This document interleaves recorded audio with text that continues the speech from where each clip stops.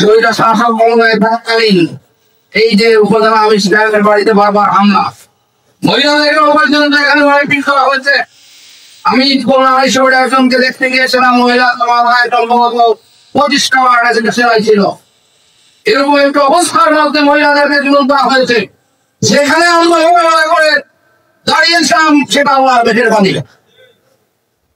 যারা এখন আমাদেরকে বলতে চান ভোট কেন্দ্রে যাচ্ছি ওখানে, তারা ওই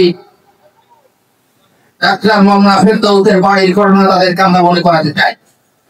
আমরা ক্ষমতায় থাকা ফ্যাসিস্টকে পাচার করিনি, ক্ষমতায় থাকা শহীদ হোসেন সরকার আমাদেরকে ভয় দেখাতে পারেনি।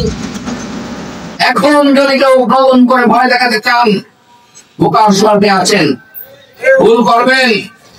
আমি কর্মীদের জন্য আহ্বান জানাবো। অনেকে বলছে যে সেনাবাহিনীর তত্ত্বাবধানে ভোট হতে হবে। আমি মনে করি বাংলাদেশ জামাত ইসলামী আগামী নির্বাচনে প্রত্যেকটা কর্মী একটি সৈনিকের ভূমিকা পালন করবে। আমাদের কাছে হয়তো আর্মির বন্দুক নেই, ওর যে অনেক বেশি শক্তিশালী জিনিস আমরা পালন করি, সেই হল ইসলামী আন্দোলনের প্রত্যেকটি কর্মীর কাছে ইমানের মতো মহাতাইয়ত রয়েছে। শক্তিতে থাকতে হবে অতীত শহীদদের সর্বভারতের 50 সাগরের গিয়ে পড়েছে।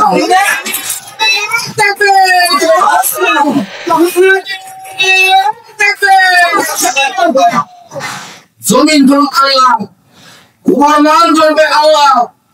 আদম আলাইহিস সালাম থেকে নিয়ে শুরু করে আখির জামানার নবী পর্যন্ত সব ক্ষেত্রে আল্লাহ তাআলার পক্ষ থেকে ফরমান ছিল। সেই ফরমান বাস্তবায়ন করার জন্য আল্লাহ তাআলা নবী রাসূলদেরকে দায়িত্ব দিয়েছেন। নবী রাসূলদের বর্তমানে আজকে ওলামায়ে কেরাম নবী রাসূলদের অনেক ময়দানে ভূমিকা পালন করছে।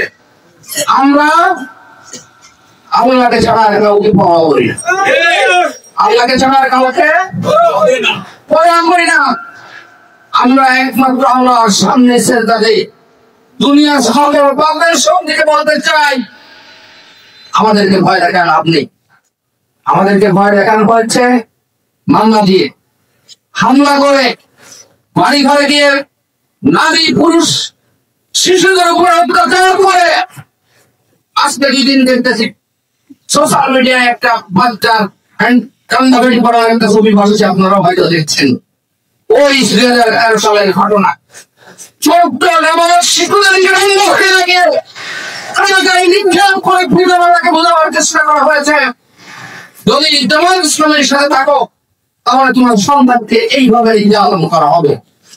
তারপরেও কিন্তু এই শিশু সন্তানের পিতামাতা এক মুহূর্তের জন্য ইসলামী আন্দোলন থেকে সরে রাখেনি।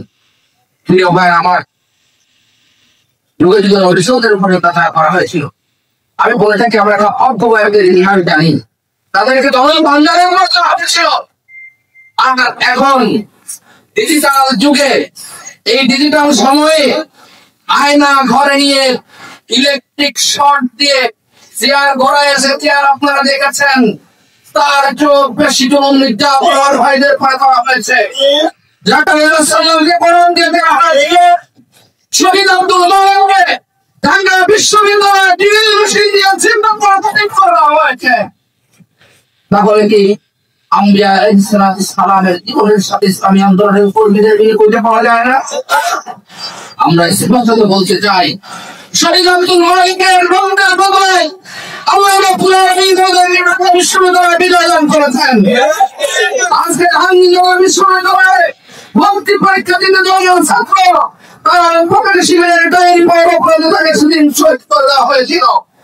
সেই রক্তের বিনিময়ে আল্লাহ তাআলা জাহাঙ্গীরনগর বিশ্ববিদ্যালয়ে আমাদেরকে বিজয় দান করেছেন।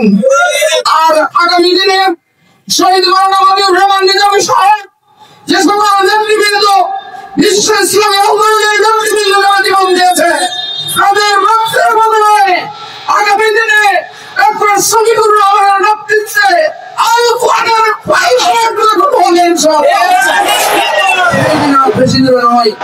সেই সংগ্রামে আপনাদেরকে অংশগ্রহণ করার আহ্বান জানাচ্ছি। আপনারা আপনাদেরকে এই মর্মে আশ্বস্ত করতে চাই, আগামী দিনে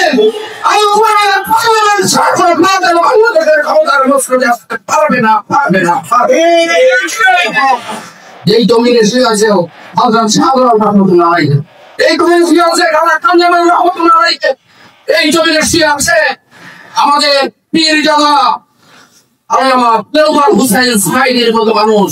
এই জমিন আমরা বাতিলের হাতে ছেড়ে দিতে পারি না। আমি আমার কথাকে আর লম্বা করতে চাই না। আগামী দিনের সকল আন্দোলন সংগ্রামে, আমাদের দাবি আদায়ের সংগ্রামে, আগামী দিনের আমরা ঝাঁপিয়ে পড়ে চেষ্টা করি। আল্লাহ রাব্বুল আলামিন আমাদের সকলকে দান করুন। আসসালামু আলাইকুম ওয়া রাহমাতুল্লাহি ওয়া বারাকাতুহু।